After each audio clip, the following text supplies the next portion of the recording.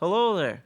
This is Sean, and you are watching Robots, Detectives, and Spies. This is sort of thought. It's not technically like a review, but might as well be maybe like a short analysis on the Prisoner remake from 2009, which was a reimagining of sorts of the 1967 show. So yeah, there's too long didn't read on this one here. Let's get into this. So the too long didn't read on this show is that the remake suffers as both a standalone work and an adaptation of the classic series. It suffers from a bland aesthetic, lethargic character writing, and asinine plotting. It's competent enough to avoid unintentional hilarity, but lacks even superficial qualities. It's a misfire. What I mean by superficial qualities, there's way dumber stuff that's like, and when I say dumber, I mean like poorly executed stuff that has more surrealism, that has more suspense, that has more action. Maybe the writing isn't good, but like you get what's on the poster per se, where this one is like whatever. So a bit of a just an explanation of what this show is that it's kind of a guy gets trapped in this place called the Village. He's not 100% sure how he got there. He runs into two, who is the facilitator for this place, and kind of realizes he's trapped there. And most of the show is about him trying to escape per se, but that gets kind of weird, and we'll explain in a second. It that's the loose premise that we can kind of pull from the original. That's also the same from the original, but yeah, let's just jump down to some of my issues with the writing, and then we'll get to the aesthetics in a second here. Yeah, it's just really boring scenarios. Arrival is it's the first episode. He shows up, learns how the village works. It's a lot of just the exposition or the writing. It's technically not the worst exposition I've ever heard. It's fine. I don't think it's particularly good. The aesthetics bland, yada yada yada. But we get to the second episode. The idea is that they want to kind of break him down psychologically, but they kind of have to do it in a very careful ways because he's valuable for some reason, which I still 100% don't know why. Not in a way. The original series, him being a spy, it's easier to fill in the gaps because of the genre stuff. Where this one, I don't know. It's weird. He's kind of works at a corporation as a consultant. Like, I don't know if you why not just kill him at that point? Like, why do you need to interrogate him if he's such an issue? I think they want to give him a job or something, which is like whatever, man. Maybe it's a commentary on yuppies or something, or hippies turning into yuppies or whatever. So they basically trick him. They give him like false memories. So he thinks he has a brother. They don't really show him like implant in the memories. It's not clear how they work until a little bit later. But then once you kind of realize how the village works, it makes even less sense. Yeah, so the guy, he has a brother. This whole thing, he's trying to escape, and they're trying to gaslight him into thinking that he's always been here. He's just kind of has some like, I don't know, temporary insanity or something like that. And then yeah, I don't I don't know. It doesn't work for me. And just the plot twist where his brother is just played along so that because he got threatened, and he ends up drowning. He gets killed by the weather balloon from the original series, or one of the weather balloons from the original series. They're not clear if they're literal or not, and he'll go back to the same location where later in the episode he'll go back to the same location where his brother died, and the ocean's not there anymore. It's not particularly great in terms of execution, but we'll get there. Next episode's called Anvil, which is kind of like the prisoner's dilemma, which you have the basic premise is that you have uh, these observers in the village, and they're spying on everyone else, and then there are other observers spying on other observers, and so kind of guilty until proven in.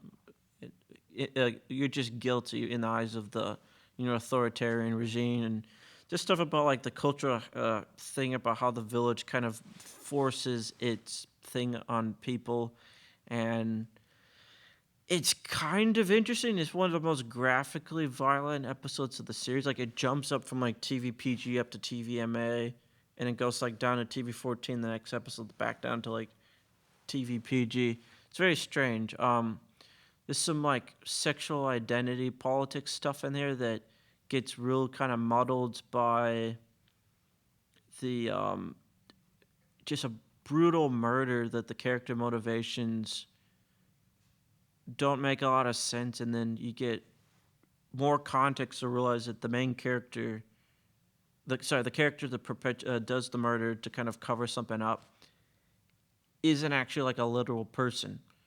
So like the whole thing is that Two has a son. The son is having an affair with 909. The Two would prefer if he was like got married and had a family and all that stuff, and it's kind of against the whole thing because he's having an affair with a man. And then at some point, Six threatens him, which creates kind of an awkward situation there. But Six threatens him so that he can have get him to stop observing like his girlfriend, and then Two's son 1112 basically decides he's got to kill 909, his lover, for reasons I think to protect himself, or maybe it's not as bad as what I don't know. Maybe they'll send him to conversion or something like that. I don't know. It's interesting. I th- Not saying I don't know if this would be better, but like considering the original show, there's an episode where they basically like use electroshock therapy to sort of like um, change the original number six from like left-handed to right-handed, change some of his preferences to kind of trick him into thinking he's a different person.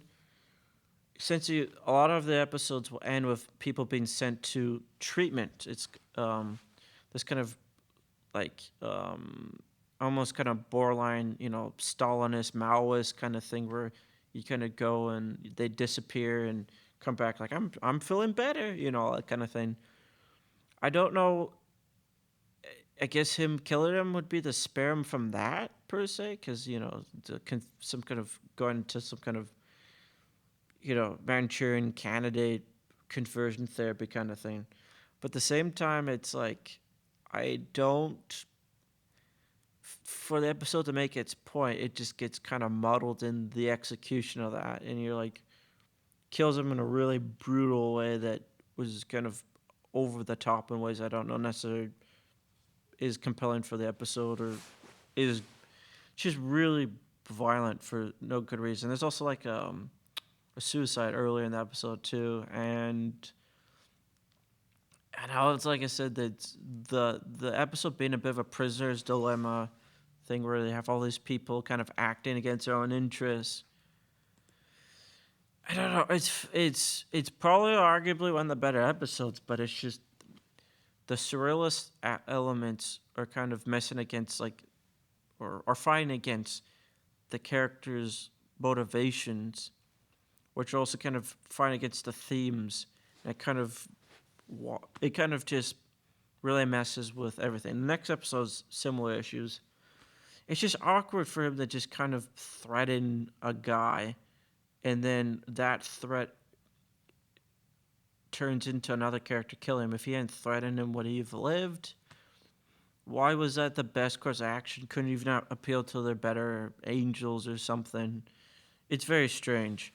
I did not like Anvil that much, except for some of the stuff with like the prisoner's dilemma, where he's explaining how the observers work and all that stuff. And then Anvil, sorry, that was the one we just talked about. Darling is like there's all these cutaways, just like random. So he's got one love interest, and then the real world he has a different one, and she's played by Haley Atwell. I forget what her name is. Um, you have all these random cutaways which you think are memories, but I think they're supposed to be running in parallel between the real world and the fake world, and it's basically like him kind of flirting with her, and it turns into like a one night stand, and then basically the village people show up singing YMCA.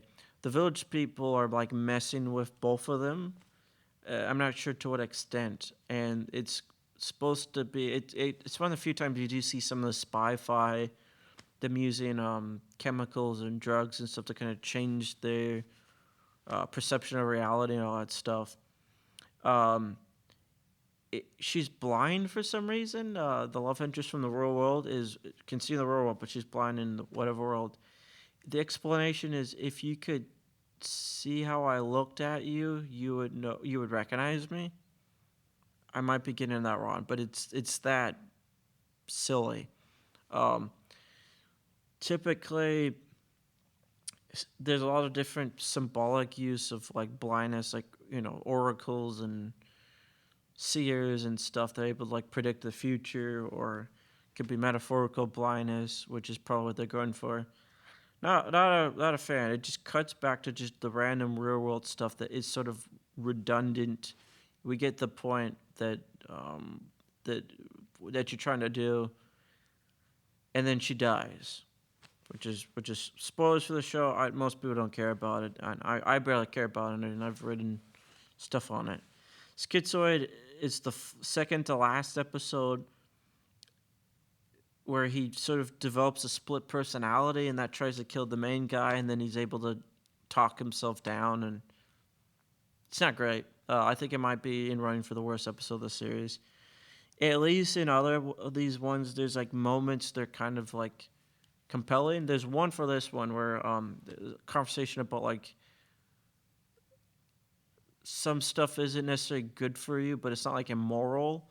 I think it was smoking, and then the idea would be is like the kind of like the idea of like the nanny state and like the government or any kind of organization just sort of telling you what to do, and uh, freedom versus security, and not freedom versus security, but kind of along those lines of like freedom versus safety kind of stuff. But yeah, it's just everything in the show is just very, and I mean like very opaque in terms of what it's trying to do, and not in a good way. And it explains it when it explains its premise in the final episode, Checkmate. That's basically the village is just in some woman's mind and yada yada yada Inception stuff. Although you never see her like wearing any equipment or anything like that. It's just she doesn't have a helmet on or anything. It's just kind of sitting in her chair uh, sitting in her office chair at work kind of thing, or an apartment or something. It's really opaque, but not in a good way. Lots of talk about the same thing over and over again. Not really interesting in a formal way or realistic. So like the surreal stuff is pretty sporadic. It's like watching an action film with like two or three action sequences and a lot of like a guy going to his accountant and then the dentist or something. It's like why the other stuff could be interesting, but you haven't made it interesting. So why are we have so much of this other thing? And then the realistic stuff is at odds with having characters. For example, there's no love interest technically in the original series. He has a fiance, but she's only one episode. Having a love interest in this setting gets really weird because of the ability for the village to alter people's memories and all that stuff and whatever. So if you have to spend a lot of time on characters talking about or characters' relationships and stuff, it gets really awkward because then you're kind of like, I don't know why I should particularly care about this, and it's not compelling on its own. Like I said, it's a lot of the stuff here is just kind of preaching to the choir. The original series kind of hit, if you want to set up the left and right paradigm, hit both sides of it in ways that were really specific to McGowan's own beliefs, but are kind of weird and interesting. Where this is sort of just kind of, I don't know, it it's kind of vaguely left wing in the same way that X-Files and Star Trek and Babylon 5 and even Stargate, they're all kind of, from a certain perspective, but those shows kind of provided enough interesting stuff in there that you didn't get bogged down and so kind of a preaching to the choir kind of thing. The non-linearity is terrible. It's like we have Christopher Nolan at home. Um, it's I even it would really benefit from not having the flashbacks. They don't they the flashbacks or flash forwards or whatever they are. They have characters doing stuff that is supposed to line up to what they're doing in the village, I think, but they're doing stuff that seems like they're acting independently of themselves, basically, which gets weird, almost like I don't know, like it's like waking up and realizing you imagine a friend has a mortgage in a different state that you've never been to. It's like how does that work? Um, yeah, the whole thing like it's like a bland critique of cultural homogeny. You got picket fences. This I'm talking about theme here. Like a 1950s diner. Number two is anti-gay for some reason. They don't really do like racism, which is weird. If you're gonna do like sexual identity, there's not a lot of stuff about like racism or feminism. It's just that for a bit of an episode. Um, Not a lot on economics either, which is interesting. It's most certainly there. Corporations are evil in this, which, like they typically are, and anything with healthcare, you don't really need to make a lot of justification for that in most people's minds. But the whole thing is just kind of bland. Like the 1950s thing has been done better and a lot in other places. Like even something like Erie, Indiana is a better version of like surreal um, suburbia kind of stuff, which is sort of the skeletons in the closet, suppression, all that kind of stuff. I, and then the whole thing with the therapy thing. On one hand, I think it might be like bad therapy versus good therapy. Men don't go to therapy kind of stuff and whatever, and sort of like it kind of being part of the systems of control and all that stuff. Or it could be Scientology. I'm not saying actual Scientology, but like how Scientology would just name characters like Cyclops, whatever Psylocks or whatever the villains are in Battlefield Earth, where you're like Psylocks. Gosh, but anyways, it's just for some reason they really dislike therapy and whatever. And I don't think that's what they're trying to do, but it's interesting in today's world. There can be a little bit of like I don't know doctrinal almost thing where you have to present it in ways that are a little bit more nuanced, and it feels like um a lot, the main character definitely could benefit from talking to someone, and he doesn't. There's no contrast with that. Most of the characters in the show think he's crazy and all that kind of stuff. Where the original series, it wasn't about that per se. I don't necessarily got the idea that it because it's framed as being about spy-fi kind of stuff. You could kind of extrapolate a little bit more about what was happening. Like it's really weird how much work the premise does to contextualize all that stuff. Where in this one, you still have surveillance and all that stuff, but it's kind of unmoored from the Cold War premise and kind of put in like a sort of a weird, almost postmodern, like post 9/11 premise, but really without a target. It's outside some vaguely anti corporation sentiment. It's not great. So yeah, I don't think a lot of it works. I think a lot of the theme and all that stuff it's anything unique is bland. Anything original is not particularly anything. Anything it does well is not particularly unique. Anything that it's original is all the times hard to figure out what their point is. It's not the worst television show I've ever seen, but it might be that the 6 hours feels like 60. It's just not particularly successful. From what I've read, there's very little discussion on this thing as a cultural artifact. Because to be frank, I think it has zero cultural impact. Um, and I don't. I think that's quite justified. It just came out in an era in 2009 where there were a lot of cable shows that were. Um, when I was in college, I remember people saying that television is better than films. It's just so whatever. The aesthetic is just so. The aesthetic is very bland. It's very beige. Could use some color. There's very little surrealism. It's not nothing to write home about. I did a 3 hour version of this video a few weeks back, and I got rid of that because all of this is just rambling about a show that no one cares about. So I tried to do this a little bit more structured.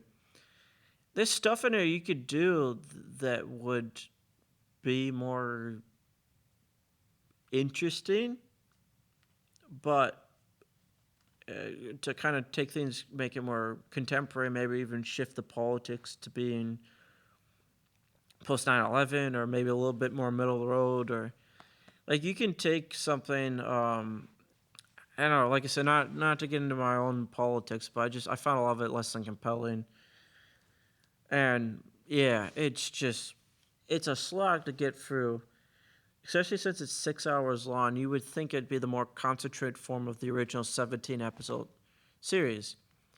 If you want to see something along these lines, there's a million better things to watch. Um, a lot of shows that use surrealism to critique, like the norms or the status quo. There's a bunch of just other things that are out right now that are doing similar things. Uh, yeah, but anyways, that's that. I might be covering the original series at some point. I think I might cover some older things that are a little bit along the same lines. But yeah, I've been working on this for a bit and figured it'd be time to get it out. Um, Real unfortunate though. I don't know if this show needed a remake. If anything, just playing on television probably would have made them more money. Like a lot of things. But yeah, this you've been watching Robots, Detective, and Spies. I'm Sean. I hope you have a good rest of your day.